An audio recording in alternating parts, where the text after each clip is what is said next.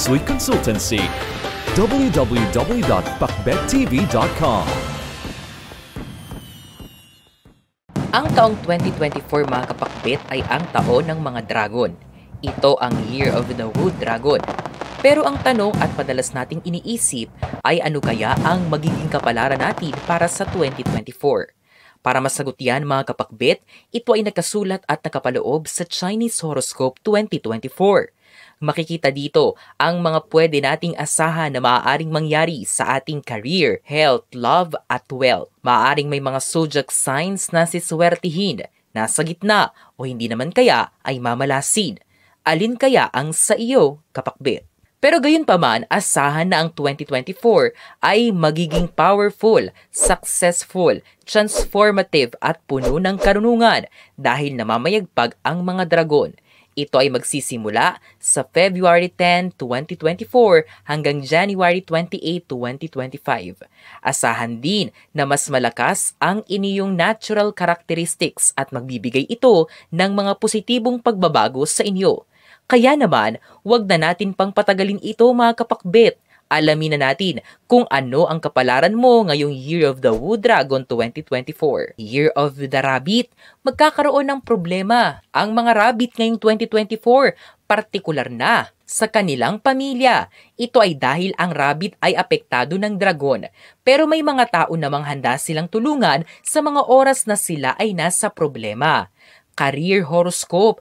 Ang mga oportunidad na dadalaw sa career aspect nyo mga kapakbet ay sapat lang para mapayabong nyo ang inyong kasanayan. Subalit, huwag nyo madaliin ang pagkapasya kung ayaw nyong malagay sa alanganin ang inyong trabaho. Sanayin mo ang iyong sarili para sa ibang mga kasanayan. Maaaring meron kang kakompetensya sa trabaho, pero maghinay-hinay ka lang. Ang buwan ng April, August at December ang perpektong buwan upang magkaroon ng career advancement. Samantalang ang buwan ng March, June at September ay hindi. Health horoscope. Batay sa Chinese Horoscope 2024, ang mga dragon ay magbibigay ng swerte sa kalusugan nyo kung inaalagaan mo araw-araw ang iyong sarili kapakbet. Gayunpaman, hindi mawawala ang stress at anxiety problems, kaya naman napakahalaga na marunong kang ikontrol ang iyong stress level. Magkaroon din kayo ng diet at good exercise routine. Love horoscope. Ang buhay pag-ibig nyo mga kapakpit na rabbit ay magiging malubak. Ito ay nangangahulugan na maaaring magkaroon ng pagkalamat ng relasyon, miscommunication at hiwalayan. Ito ay dahil sa separation sign ng dragon. Gayunpaman, ang mga single na rabbit ay makakahanap ng kapareha pero dahan-dahan ninyo ang relasyon na meron kayo at magbigayan kayo ng respeto. Para naman sa mga may kapares na, huwag maglamangan, bagkus pahalagahan ang isa't isa. Ang buwan ng March, June at December ang perpektong buwan upang magkaroon ng love growth and advancement, habang ang January naman ay hindi.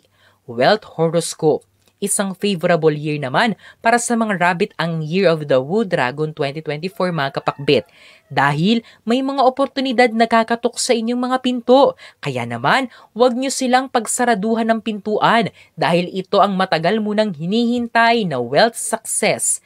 Pinapayuhan din ang mga rabbit na maging mapagmatiyag kung mag-i-invest dahil maaaring ikapahamak ito ng iyong financial aspect. Kung mag-i-invest kayo, piliin ang low risk at ang katiyakan na ito ay magbubunga ng maayos at maganda.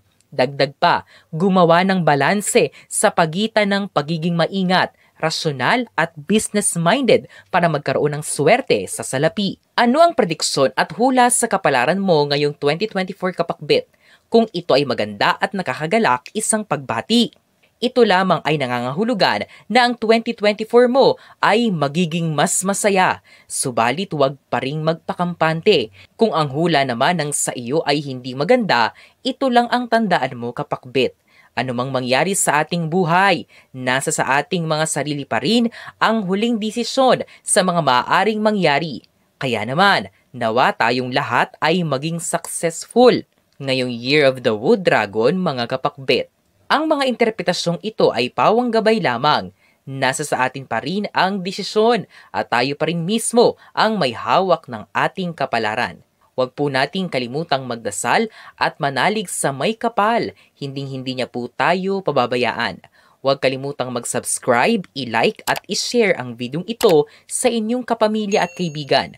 Maraming salamat sa panonood, mga kapakbit!